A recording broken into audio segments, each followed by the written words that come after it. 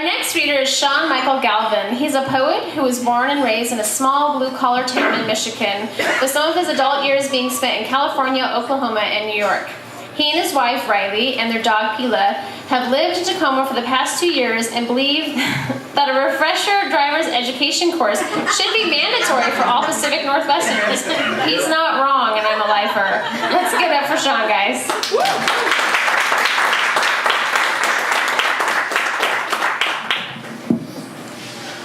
Thank you. So I'm not the only one who feels that way. Four-way stops are, I don't know. I don't even know how to describe that. Okay. So back in 2007, I self-published a chapbook called Dog Deer.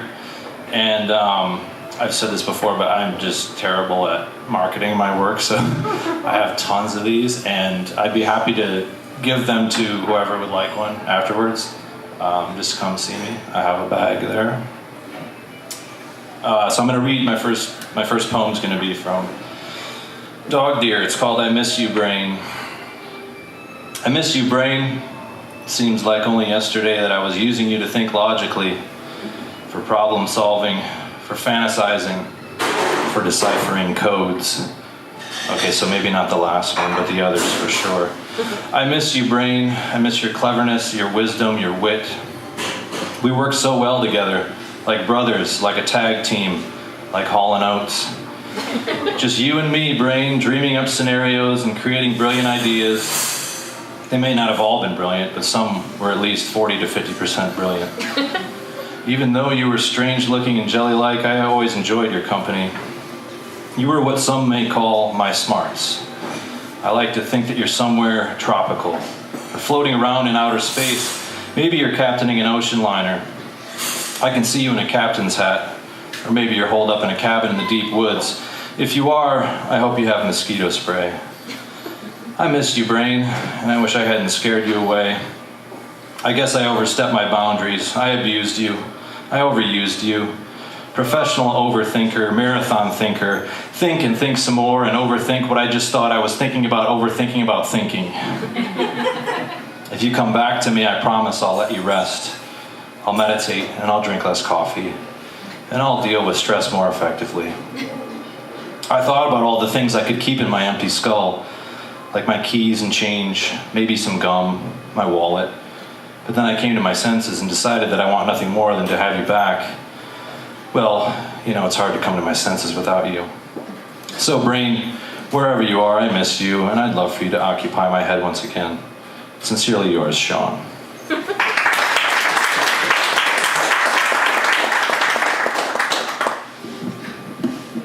Sorry, minor adjustments. Okay, I have some new stuff, which, it's new.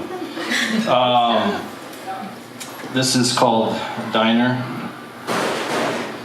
Overwhelmed, I stared at the menu, flipping the giant laminated pages, one after another. Too many options. The waitress sauntered over, tired, pregnant, black Velcro wrist brace, nails for days, maroon with gold detail work, reminiscent of an 80s Dodge Caravan. Little faux diamonds glued to the tips. What can I get for you? You go first. No, you go first. Do you need some more time to look it over? She flipped the cover closed on her notepad and put her hand on her hip.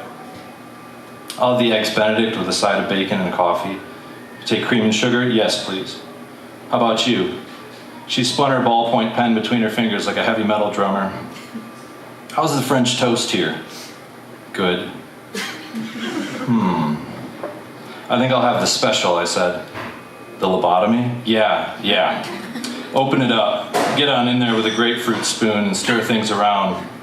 Use that serrated edge, press it, scoop it out into little balls and put it on table crackers. The crackers that were meant to be served on tables, not trays. Drop it on the cheese board and pull the wire, split her in two, cut all the connections, snap them, zap them, short the circuits, stir counterclockwise if you choose. Use the good mixer, make it smooth and creamy, fluffy like nougat. so my wife can dip some strawberries in it. Oh, and a coffee, please, black. Thank you. This is called Dolphin Motel. And side note, this is a place where I worked for a weekend. Long time ago. It smelled like sex and salt water. An old tube TV sat atop a wooden dresser, tethered to a VCR with a busted door, a sticky remote next to a rotary phone, red candle wax on the linens, mirrors tiled across the ceiling, various shades of stains on the carpet. I made guesses in my head. Blood? Massage oil? Ejaculate? Teriyaki? Across the hall, the housekeeper was buried in miles of soiled bed sheets. The washers rattled and pulsed, bumping into one another as if offended by their lack of space. The bleach burned our eyes. The pool filter sputtered and hissed from below. The water was still, a color somewhere between pistachio and sage. Diving rings littered across the bottom, a beetle paddled on his back in a small gathering of palm fronds. The manager swept his wiry gray hair behind his ear and adjusted his puka shell necklace with the demeanor of a much younger man. But the skin of a gator, crispy shades of red and brown, patterned in imperfect diamond shapes, stamped with a million freckles. He pointed to a black scab on the top of his ear. See that? That's cancer. You need to be careful. You're pale, just like me.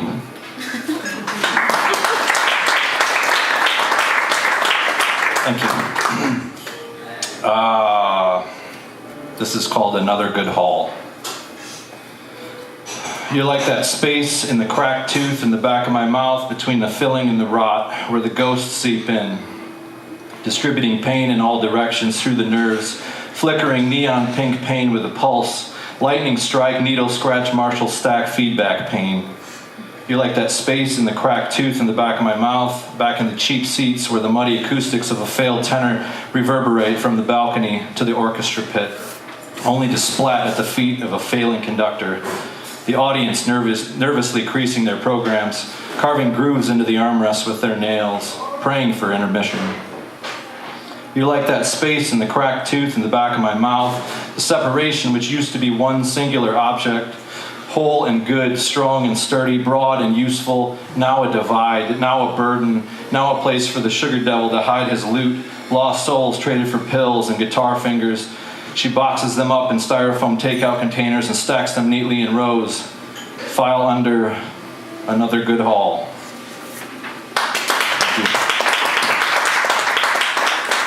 I just have one more. This is called Our Fearless Leader. I think a ticker tape parade is in order for the remarkable things he does, like carrying his own umbrella and producing a small erection at the sound of a carefully cued mandatory smattering of applause from a confused group of people in red ball caps. He valiantly takes the podium in the face of the most evil dregs of society with their click-clicks and their scribble pads and sound chroniclers. Some say he is a magician, for he can speak words without saying anything at all. He so generously gifts us darkness every day to protect our vulnerable eyes from the torrid flames of the truth. His invisible cloak of immunity crafted by old white men, cut from the fabric of Amherst blankets, just good, clean, honest Caucasian men of European descent with solid values continuing a 500-year game of crab ass. Good game. He's making nationalism cool again, because who needs the rest of the world when you can kick ass at so many things, like prison population, obesity, divorce, teen pregnancy, school shootings, credit card debt, mental illness, plastic surgery, illegal drug use, television watching, and fast food consumption, just to name a few. He has a mind like a chastity belt, deflecting negative press like dicks 24/7. He remembers wars that no one else does. He tells it like it is. If you could see Hillary's emails, you'd know that she not only created the Zika virus in a lab in her basement, but she also orchestrated Brad and Angelina's eventual demise. He fears nothing. He just has an aversion to rain and wind. For he is steadfast in the preservation of the follicle artistry that graces his head. A mold of honor, you could call it.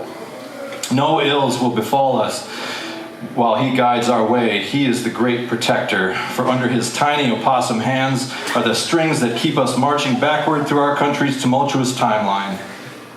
Like a Greek god, he hurls lightning bolts of 140 characters, never fearing things like accountability, or a feeling he once heard someone speak of called regret. I heard he traded his ability for empathy for a Reuben sandwich when he was 11 and never once looked back. He's always been a sharp businessman.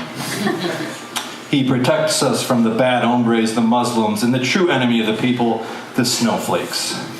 With their preposterous agendas of conserving the planet, regulating firearms, empowering women, and harboring dangerous refugees, all the while driving around in their hybrid cars, reeking of hemp milk and maple granola, wearing lightweight puffy coats and saying things like, women need reproductive rights. They're fucking monsters.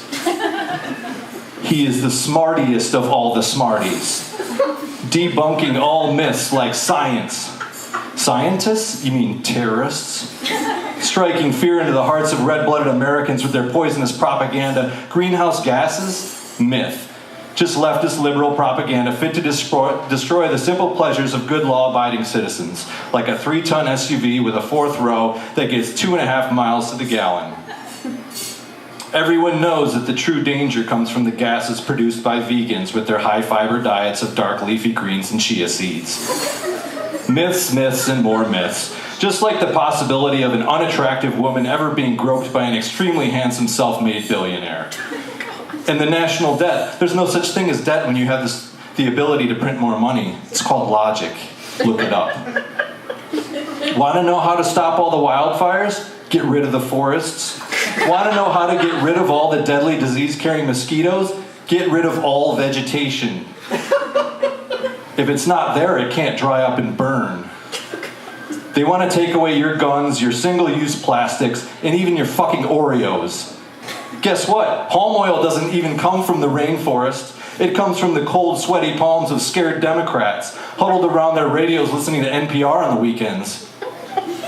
Besides, when was the last time an orangutan brought the orange slices to Tanner's soccer match? Oh, and pygmy elephants? They aren't even real elephants. If the elephants held an election, they wouldn't even be able to vote. Just like previously incarcerated people and Native Americans on reservations. How would you like it if a tiger were prowling the backyards of your cul-de-sac, eating your multi-poo and shitting on your yoga mat? Where would the kids safely ride their Razor scooters? Have you ever heard the story of the vending machine stalker who was accidentally hired as CEO of a Fortune 500 company? Being that he was supremely unqualified, his counterparts soon realized he had no idea what he was doing, but they couldn't fire him. So he stuck around for 4 years until the company tanked. Cool story, huh? Just kidding. Something like that could never happen. Thank you.